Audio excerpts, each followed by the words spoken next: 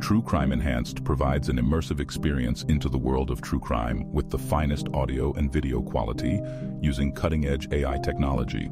Subscribe and click the like button for more.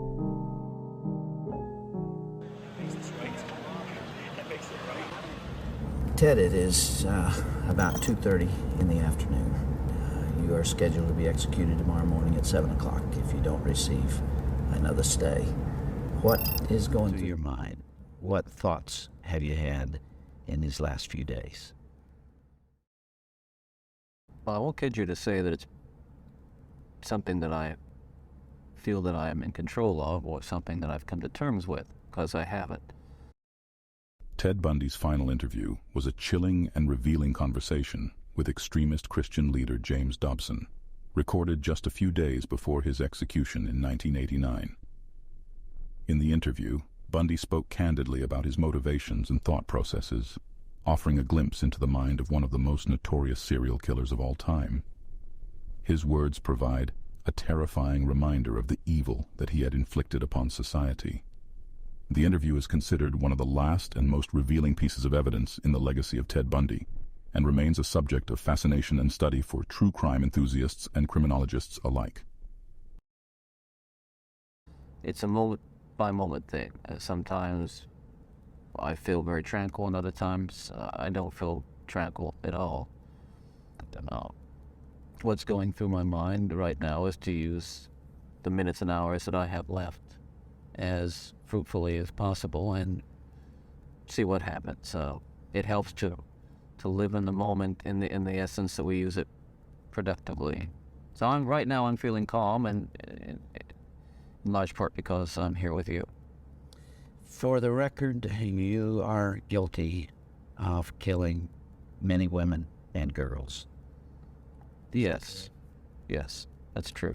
Ted, how did it happen? Take me back. What are the antecedents of the behavior that we've seen? So much grief, so much sorrow, so much pain for so many people. Where did it start? How did this moment come about? That's the question of the hour, and one that not only people much more intelligent than I have been working on for years, but one that I've been working on for years and trying to understand. Is there enough time to explain it all? I don't know. I think I understand it, though. Understand what happened to me, to the extent that I can see how certain feelings and ideas developed in me to the point where I began to act out on them. Certain very violent and very destructive feelings. Let's go back then to those roots. First of all, you, as I understand it, were raised in what you considered to have been a healthy home. Absolutely. You were not physically abused. You were not sexually abused. You were not emotionally abused. No, in no way. And that's part of the tragedy of this whole situation, is because I grew up in a wonderful home with two dedicated and loving parents, one of 5 brothers and sisters. A home where we as children were the focus of my parents' lives, where we regularly attended church, 2 Christian parents who did not drink, they did not smoke, there was no gambling, there was no physical abuse or fighting in the home. I'm not saying this was Leave It to Beaver. It wasn't a perfect home. No, I don't know that such a home exists, but it was a fine, solid Christian home, and nobody, I hope no one will try to take the easy way out and to try to blame or otherwise accuse my family of contributing to this, because I know, and I'm trying to tell you as honestly as I know what happened, and I think this is a message I want to get across. But as a young boy, and I mean the boy of 12 or 13, certainly, that I encountered outside the home again, in the local grocery store, the local drugstore, the softcore pornography, what people call softcore. But as I think I explained to you last night, Dr. Dobson, in an anecdote, as young boys do, we explored the back roads and sideways and byways of our neighborhood, and oftentimes people would dump the garbage and whatever they were cleaning out of their house. And from time to time, we'd come across pornographic books of a harder nature than more of a graphic, you might say, more explicit nature than we would encounter, let's say, in your local grocery store. And this also included such things as, let's say, detective magazines and more hard... Those that involved violence. Yes, and and this is something I think I want to emphasize is the most damaging kinds of pornography. And I'm talking from personal experience, hard, real personal experience. The most damaging kinds of pornography are those that involve violence and sexual violence, because the wedding of those two forces, as I know only too well, brings about behavior that is just too terrible to describe. Now, walk me through that. What was going on in your mind at that time? Okay, before we go any further, I think it's important to me, and that people believe what I'm saying, to tell you that I'm not blaming pornography and not saying that it caused me to go out and do certain things. And I take full responsibility for whatever I've done and all the things that I've done. That's not the question here. The question and the issue is how this kind of literature contributed and helped mold and shape the kinds of violent behavior. It fueled your fantasies, did it? Well, in the beginning, it fuels this kind of thought process. Then, at a certain time, it's instrumental in what I would say crystallizing it, making it into something which is almost like a separate entity inside. And at that point, you're at the verge, or I was at the verge of acting out on these kinds of. Now, I really want to understand that. You had gone about as far as you could go in your own fantasy life with printed material, and you made or printed and video or film magazines, what have you. And then there was the urge to take that little step or big step over to a physical event. And it happened in stages, gradually. It doesn't necessarily, not to me at least, happen overnight. My experience with, I say pornography generally, but with pornography that deals on a violent level with the sexuality, is that once you become addicted to it, and I look at this as a kind of addiction, like other kinds of addiction, I would keep looking for more potent, more explicit, more graphic signs of material. Like an addiction, you keep craving something which is harder, something which gives you a greater sense of excitement, until you reach the point where the pornography only goes so far. You reach that jumping off point where you begin to wonder if maybe actually doing it will give you that which is beyond just reading about it or looking at it. How long did you stay at that point before you actually assaulted someone? Well, yeah, you see, that is a very delicate point in my own development, and we're talking about having reached the point or a gray area that surrounded that point over a course of you don't remember years. How long? Well, I would say a couple of years, and what I was dealing with there were very strong inhibitions against criminal behavior or violent behavior that had been conditioned into me, bred into me in my environment, in my neighborhood, in my church, in my school. Things which said, no, this is wrong. I mean, even to think of it is wrong, but certainly to do it is wrong. And I'm on that edge, and you might say the last vestiges of restraint, the barriers to actually doing something were being tested constantly and assailed through the kind of fantasy life that was fueled largely by pornography. Do you remember what pushed you over that edge? Do you remember the decision to go for it? Do you remember where you decided to throw caution to the wind? The heart. Again, when you say pushed, I know what you're saying. I don't want to infer again. I understand that. That I was some helpless kind of a victim, and yet we're talking about an influence that is the influence of violent types of media and violent pornography, which was an indispensable link in the chain of behavior, the chain of events that led to the behaviors, to the assaults, to the murders, and what have you. It's a very difficult thing to describe.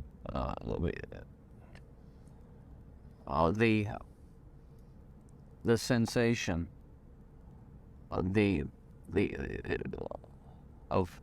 reaching that point where I knew that it was like something had, say, snapped. That I knew that I couldn't control it anymore. That these barriers that I had learned as a child, that had been instilled in me, were not enough to hold me back with respect to seeking out and harming somebody. Would it be accurate to call that a frenzy, a sexual frenzy? Well, yes, that's one way to describe it. A compulsion, this building up of this destructive energy. Another factor here that I haven't mentioned is the use of alcohol. But I think that what alcohol did, in conjunction with, let's say, my exposure to pornography, was alcohol reduced my inhibitions. At the same time, the fantasy life that was fueled by pornography eroded them further. In the early days, you were nearly always about half drunk when you did these things. Is that right? Yes. Was that always true?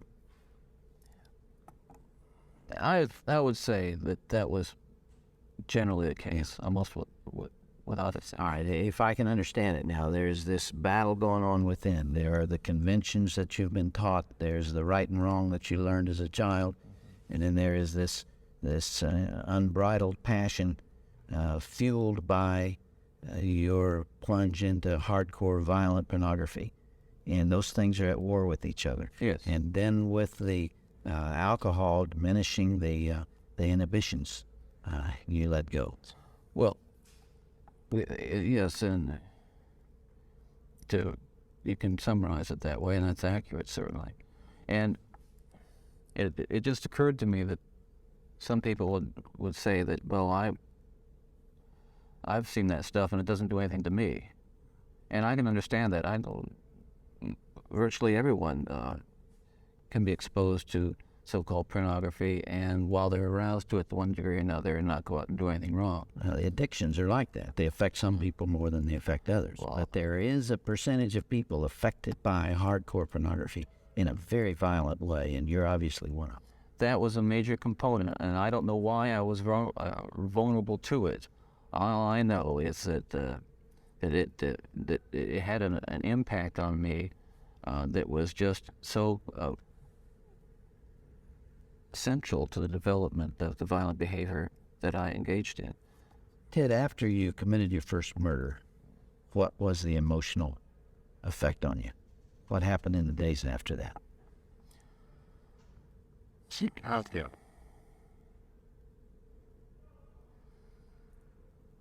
Well, again, please understand that even all these years later, it's very difficult to talk about it, and reliving it through talking about it is difficult, to say the least. But I want you to understand what happened. It was like coming out of some kind of horrible trance or dream. I can only liken it to after, I don't want to over-dramatize it, but to have been possessed by something so awful and so alien, and then the next morning wake up from it, remember what happened, and realize that basically, in the eyes of the law, certainly in the eyes of God, you're responsible. To wake up in the morning and realize what I had done, and with a clear mind and all my essential moral and ethical feelings intact at that moment, absolutely horrified that I was capable of doing something like that. You really hadn't known that before? There is just absolutely no way to describe first a brutal urge to do that kind of thing, and then what happens is once it has been more or less satisfied and recedes, you might say, or is spent, that sense, that kind of energy level recedes, and basically I became myself again. I want people to understand this too, and I'm not saying this gratuitously because it's important people understand this, that basically I was a normal person. I wasn't some guy hanging out at bars or a bum, or I wasn't a pervert in the sense that, people look at somebody and say, I know there's something wrong with him, and just tell. I mean, I was essentially a normal person. I had good friends. I led a normal life, except for this one small but very potent and very destructive segment of it that I kept very secret and very close to myself and didn't let anybody know about it. And part of the shock and horror for my dear friends and family years ago when I was first arrested was that there was no clue. They looked at me and they looked at the all-American boy, and I mean, I wasn't perfect, but I want to be quite candid with you. I was okay. I was. And the basic humanity and basic spirit that God gave me was intact, but unfortunately it became overwhelmed at times. And I think people need to recognize that it's not some kind of those of us who have been so much influenced by violence in the media, in particular pornographic violence, are not some kinds of inherent monsters. We are your sons and we are your husbands. And we grew up in regular families. And pornography can reach out and snatch a kid out of any house today. He snatched me out of my home. It snatched me out of my home 20, 30 years ago. And as diligent as my parents were, and they were diligent in protecting their children, and as good a Christian home as we had, and we had a wonderful Christian home, there is no protection against the kinds of influences that are loose in a society that tolerates. You feel this really deeply, don't you? And outside these walls right now, there are several hundred reporters that wanted to talk to you. Yeah. And you asked me to come here from California because you had something you wanted to say. This hour that we have together is not just an interview with a man who's scheduled to die tomorrow morning. I am here and you're here because of this message that you're talking about right here. You really feel that hardcore pornography and the doorway to it, softcore pornography, is doing untold damage to other people and causing other women to be abused and killed the way you did others. Listen, I'm no social scientist, and I haven't done a survey. I mean, I don't pretend that I know what John Q. Citizen thinks about this. But I've lived in prison for a long time now. And I've met a lot of men who were motivated to commit violence just like me. And without exception, every one of them was deeply involved in pornography, without question, without exception, deeply influenced and consumed by an addiction to pornography. There's no question about it. The FBI's own study on serial homicide shows that the most common interest among serial killers is pornography. Yeah, that's true. And it's real. It's true. Ted, what would your life have been like without that influence?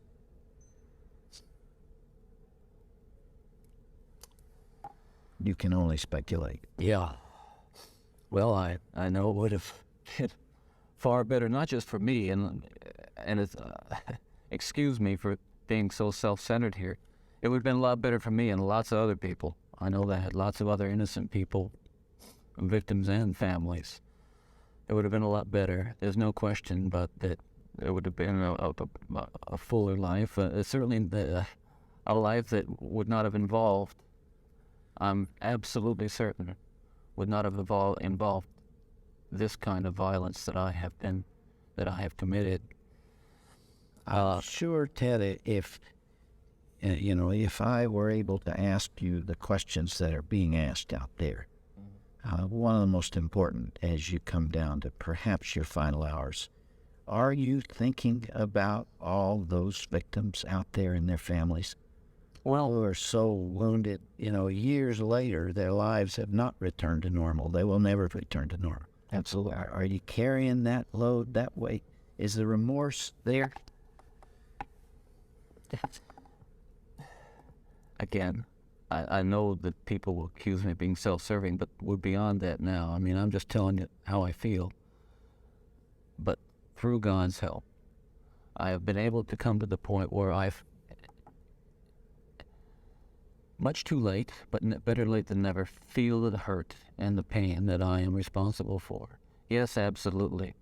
In the past few days, myself and a number of investigators have been talking about unsolved cases, murders that I was involved in. And it's hard to talk about all these years later because it revives in me all those terrible feelings and those thoughts that I have steadfastly and diligently dealt with, and I think successfully, with the love of God. And yet it's reopened that, and I felt the pain, and I felt the horror again of all that. And I can only hope that those who I have harmed, and those who I've caused so much grief, even if they don't believe my expression of sorrow and remorse, will believe what I'm saying now, that there is loose in their towns and their communities people like me today whose dangerous impulses are being fueled day in and day out by violence in the media in its various forms, particularly sexualized violence. And what scares me, and let's come into the present now, because what I'm talking about happened 30 years ago, that is, in my formative stages. And what scares and appalls me, Dr. Dobson, is when I see what's on cable TV, some of the movies, some of the violence in the movies that come into homes today with stuff that they wouldn't show in X-rated adult theaters 30 years ago. This stuff, The slasher movies that you're talking about. that stuff is, I'm telling you, from personal experience, that is graphic violence on screen, particularly as it gets into the home to children who may be unattended or unaware that they may be a Ted Bundy who has that vulnerability to that predisposition to be influenced by that kind of behavior, by that kind of movie, that kind of violence. There are kids sitting out there switching the TV dial around and come upon these movies late at night, or I don't know when they're on, but they're on, and any kid can watch them. It's scary when I think what would have happened to me if I had seen them. It's scary enough. I mean, that I just ran into stuff outside the home, but to know that children are watching that kind of thing today, or can pick up their phone and dial away for it or send away for it. Can you help me understand this desensitization process that took place? What was going on in your mind? Well, by desensitization, I describe it in specific terms is that each time I'd harm someone, each time I'd kill someone, there'd be an enormous amount, especially at first, enormous amount of horror, guilt, remorse afterwards. But then that impulse to do it again would come back even stronger. Now, believe me, I didn't. The unique thing about how this worked, Dr. Dobson, is that I still felt in my regular life, the full range of guilt and remorse about other things, regret, and You had this compartmentalized. very well focused, very sharply focused area where it was like a black hole. It was like like a crack, and everything that fell into that crack just disappeared. Does that make sense? Yeah, it does. One of the final murders that you committed, of course, was apparently little Kimberly Leach, 12 years of age. I think the public outcry is greater there because an innocent child was taken from a playground. What did you feel after that? Were there the normal emotions 3 days later, or where were you, Ted? I can't really talk about that right now. That's really That's too painful. I would like to be able to convey to you what that experience is like, but I can't. I won't be able to talk about that. Okay.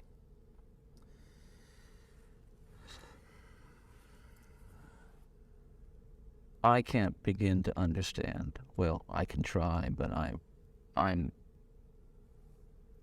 aware that I can't begin to understand the pain that the parents of these children that I have, and these young women that I have harmed, feel. And I can't restore really much to them, if anything. I won't pretend to, and I don't even expect them to forgive me, and I'm not asking for it. That kind of forgiveness is of God, and if they have it, they have it. If they don't, well, maybe they'll find it someday. Do you deserve the punishment the state has inflicted upon you?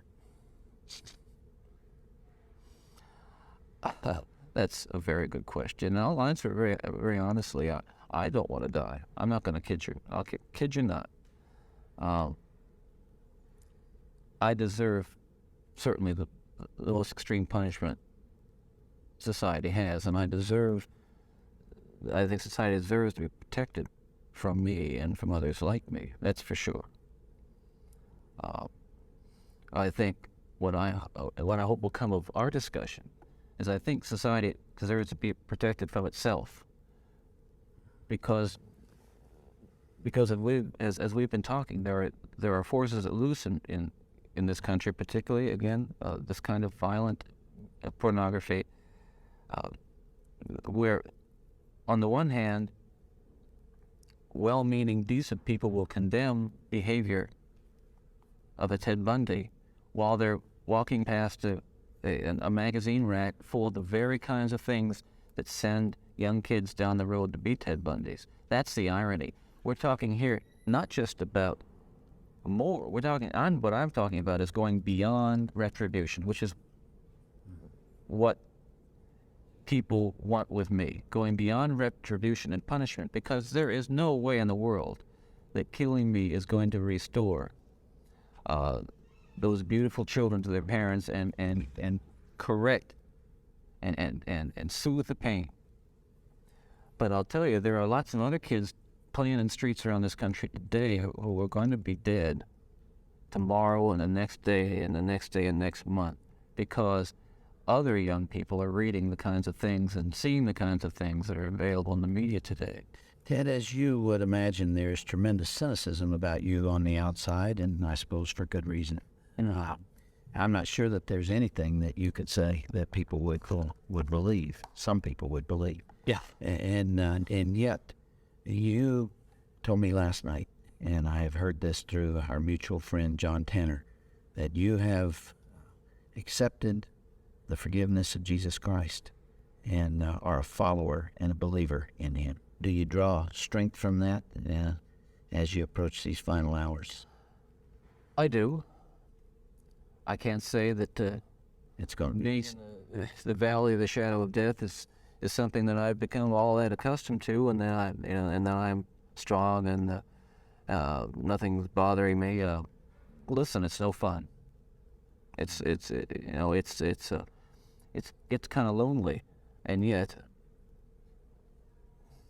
I have to remind myself that every one of us will go through this someday, in one way or another, and countless millions who have walked this earth before us have. So this is just an experience which we all share, and Bill Allen.